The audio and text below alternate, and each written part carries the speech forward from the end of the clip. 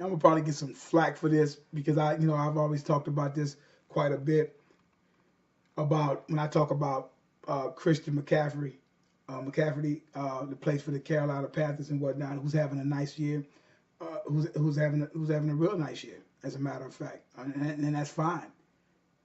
But Christian McCaffrey is a running back.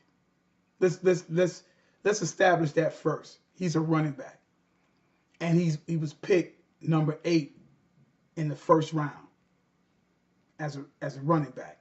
Now, I don't really give a lot of credence until a guy puts in about 5 years in the league, and we'll see where he goes at from there and whatnot. And he's established and stuff. He's doing pretty good and everything like that with that. But I'm like, if you're number 8, I need to see some number 8 production and whatnot.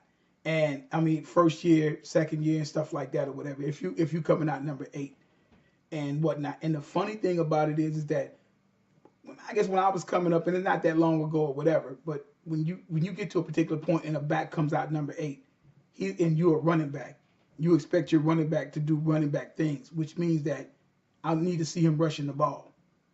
I didn't see him do something like, let's say, like that of a quote unquote of a kind of a dual of a person that kind of a as they would say all purpose back, like somebody like, let's say, in that I knew that came out, I think back in '98 or '99, uh, like Edrin James, which is seems to be sometimes forgotten. You know, in the NFL and what he did, and the first 2 years coming leading the league and rushing and having great some good receiving yards. You know what I'm saying, and everything. And people was like, oh, because they kind of like picked him, or like basically over that of picked him basically over that of Ricky Williams, because he had better hands, so to speak. So I expect somebody like, let's say, like that of Christian McCaffrey in the way that he as in what he's basically have done. I kind of expect a little more from him. And people say you being picky, or you looking at it from a race thing or whatever. I'm not looking at it from a race thing. I just keep everybody, when they start talking about backs nowadays, the first thing they want to jump on is total yards from line of scrimmage. In other words, put it this way: I don't want to hear about a guy sitting up there. If you pick number 8, I want to see 150 yards. He got 178 yards one time, whatever, fine. I need to see 140, 130, 100, 90, 70. You're going to have them down games. I don't want to sit up there and hear guys sitting up there. He had 167 yards total yards and a touchdown or whatever like that. And what that he has like 60 yards rushing and something like 80 some yards coming out of the backfield. That's not what I want to hear. Now, even that might be modern day how they doing stuff. I'm like, no, if you're number 8, I need to see better things than that. Like when Edrin James came out in 1999, right? Edrin James came out. He was the 4th overall pick, right? Edrin James, his first 2 years, right? He gave you 1553 rushing. He led the league in carries as well as in yards. Then he come back the second year and he gave you 1709, right? I don't see McCaffrey doing that. He didn't do it his first year, and it not doing that. He might end up coming up doing pretty good and stuff like that or whatever. And then of course Edrin got hurt and was trying to work his way back for 2 years, and then put up some nice. Then went on in 2003, 4, 5 to basically have the next real solid, having a really solid career, borderline Hall of Fame or what have you. I need to see that.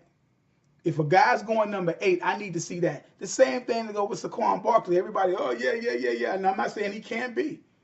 I'm just saying that it's like, no, I need to see these guys rushing for some serious yards. You came out as a running back.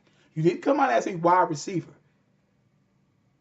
You didn't come out as a wide. I want to see you running the ball. When Earl Campbell came out, the best player in college football, and he came into the league as the best player for his first 3 years in the league, the best player, period, and the best running back, period.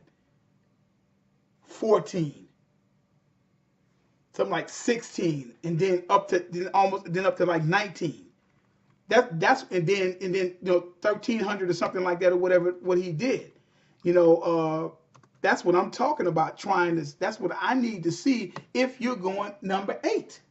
I don't want to hear these excuses about this. I don't want to hear that. If you're number 8, or they try to compare him one time because he got over 2,000 yards in college and he beat Barry Sanders' record because they squashed the total up together from total yards from scrimmage when Barry did the majority of his damage rushing the ball, not that much receiving whatsoever. But they clump all that stuff in together. I say, no, don't do that. Earl Campbell, 1450, 1697, 1934, 1376.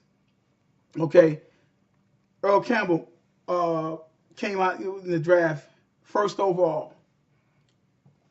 Caffery is a top 10 pick, number 8. So people might say I'm being pessimistic. No, he's having a good year. He's having an all right year. I need to see more from the rushing standpoint of view. I don't want to hear all of this stuff about all purpose and he's doing this, he's doing that. Like I said, some of the best that done it was Marshall Faulk, and that of the great Thurman Thomas. Great Marshall Faulk and the great Thurman Thomas. That's some of the baddest cats I've seen kind of dual threat doing it. Until he starts doing that on a continuous basis, I need to start seeing that. Or whatever. He may have an opportunity to do it. He may do it or whatever, but I need to see that. But I need to see him run. I need to see him getting 13, 14, 15. If you're being picked 8th, I need to see 14, 15, and if you want to come a 400 or 500 yards on the receiving tip, that's fine.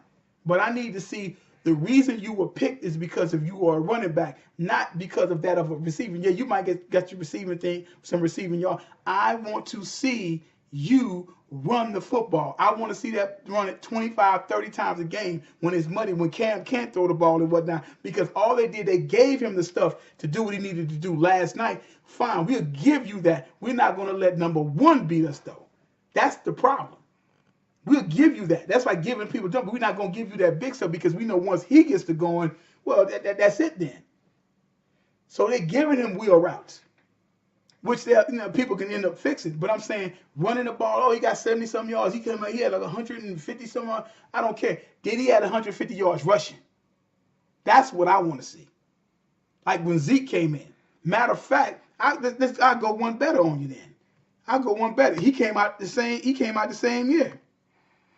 He came out the same year in the 2017 draft. If I'm not mistaken. And that would be Kareem Hunt. And Kareem Hunt, coming from out of Toledo, he went 3rd round. He went the 3rd round. 1,327 yard rushing. He led the league. Right?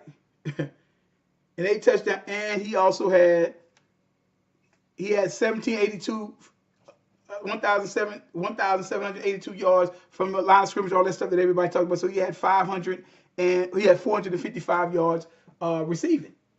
Great. You know what I'm saying? That's great. And everything. That's what they got. This guy goes the 3rd round. And here we go with, like I said, with McCafrey. What did he do?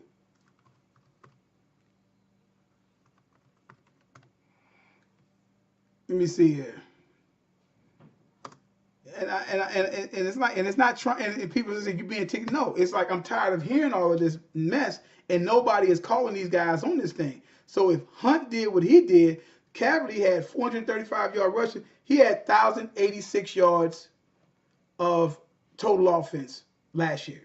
Now he's 1,018 now, 579 rushing, and he has 439 receiving. Now we'll see how that goes. He might get it up there and everything like that, but you barely. I mean, but it's like Hunt is still basically doing that same thing more or less again, and it's like it's almost like they're still giving it to Mahomes, which rightfully so. But Kareem Hunt was picked. I say he is more proficient, and they're almost the same type of size, and you can see he runs a lot different than the way that somebody like McCaffery runs.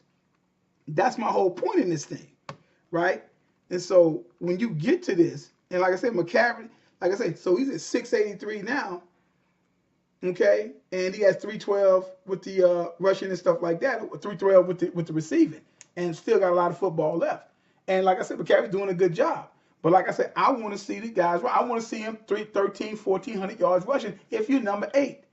Because right now, a guy in the third round is actually outperforming Chris McCaffrey, but ain't nobody sitting up there talking about that. Nobody's talking about that. You know what I'm saying? Outdid him the first year, and then it's going to, who knows? We'll see. McCaffrey might pull out. I just want to see what he's going to do in this as the season progresses and goes on. If you're number 8, I want to see rushing. That's what I want to see. I want to see you take the ball 25 times, 20 times rushing, maybe 6 or 7 balls coming out of the backfield or whatever it is that you need to do. I want to see you sitting up there. Guys like Dickerson, Dorsett, Earl Campbell, O.J. Simpson, Franco, all of these. When we talking about guys, we're talking about running the football. That's what I'm talking about. Getting in there and running the ball when it's muddy conditions and everything like that, and you're getting it. That's what I want to see. I don't want to keep hearing all this stuff about he had 30 yards rushing, but he had 70 yards over here, so he got 100 yards and he got a touchdown. I don't want to hear that. I don't want to hear that. Can he give you 13, 14, 15, 1,600 yards a year? Or he kind of reminded people say, well, he kind of like Barry Sanders. I'm like, dude, don't even, why would you do that? Why? It's not even, come on. Don't put that kid up in that. So that's what I'm saying. Calm and noise on some of that sometimes. You know, and that's what I'm talking about. You look at him and Kareem Hunt. We'll see what happens when it comes down, barring injury from either one of them. But we'll see how it goes. Number 8, and then a dude that goes in the 3rd round. A dude that goes in the 3rd round, the 86th overall pick, as opposed to somebody from there and around, like I say, St. Kareem a little bit stockier than what he is, but they around pretty much the same type of back, used the same type of way. You follow what I'm saying? So, and this man can be that of a bell cow, obviously. You know what I'm saying? So we want to see. So I need to see more of that. All right. Well, guys, I want to thank you. Thanks for checking me out. Subscribe, hit the like button and whatnot. Anything you want to talk about, leave it down in the comments and stuff. We can build some conversation. Go over to Twitter, UntuckMan62. Everything Football 62. Check me out over there, guys. And y'all guys have a good one and getting ready for Sunday, man. Getting ready for this second half, and we see what goes on. Guys, have a good one. All right, thanks.